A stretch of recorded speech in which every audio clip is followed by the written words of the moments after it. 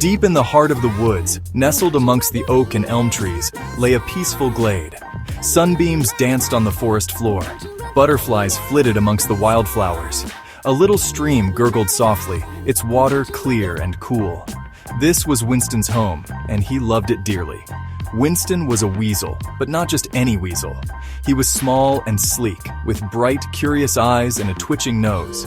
His fur was the color of warm honey, and his tail was long and bushy. Winston was a friend to all creatures, big and small. Every morning, Winston would wake with the sun and greet the day with a happy chirp. He would scamper through the undergrowth, his nose to the ground, exploring every nook and cranny of his glade. Winston loved the feel of the soft earth beneath his paws and the smell of pine needles and damp moss.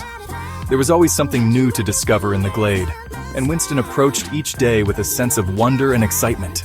He knew every inch of his home, from the tallest oak tree to the smallest field mouse's burrow. But Winston had a secret, one that made him very special indeed. Winston could talk. Not in squeaks and chirps like the other animals, but in words, clear and bright as the morning sun. The other creatures of the glade were amazed by Winston's gift. They would often gather around him, eager to hear his stories and to seek his advice. Winston loved to chat with his friends, sharing news and laughter. The birds would tell him tales of faraway lands, carried on the wind beneath their wings. The squirrels would gossip about the latest happenings in the treetops, and the field mice would whisper secrets of the undergrowth. Winston listened to them all with patience and kindness. He always knew just the right words to say to make his friends feel heard and understood. If someone was feeling sad, Winston would cheer them up with a funny joke. If someone was facing a problem, Winston would help them find a solution.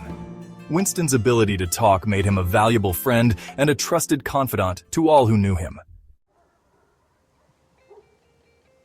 Although Winston loved his peaceful glade, a part of him yearned for something more. He had heard stories from the birds about distant mountains that touched the sky and shimmering oceans that stretched as far as the eye could see. He longed to see these wonders for himself, to feel the thrill of the unknown and experience the world beyond his familiar woods. Winston craved adventure. He would often sit by the stream, gazing at his reflection in the water and dream of faraway places. He imagined himself scaling those towering mountains, the wind whipping through his fur as he stood triumphant at the peak. He pictured himself sailing on that vast ocean, the sun warm on his face as he rode the waves to new and exciting lands.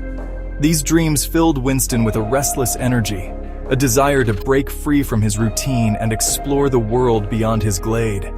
He knew that his home would always be there, waiting for him with its familiar comforts and friendly faces. But Winston couldn't shake the feeling that something incredible was waiting for him out there, something that would change his life forever. One day, a strange rumor reached Winston's ears, carried on the wind that rustled the leaves of the oak trees. It spoke of a magical, glowing stone that had fallen from the sky, landing somewhere in the dangerous thorny hollow. The animals whispered in hushed tones, their eyes wide with wonder and a touch of fear. Some said the stone held the power to grant wishes, while others claimed it was a sign of great change to come. Winston listened intently, his heart pounding with excitement. He had never believed in magic before, but the thought of a glowing stone falling from the sky was too intriguing to ignore. He knew he had to see it for himself.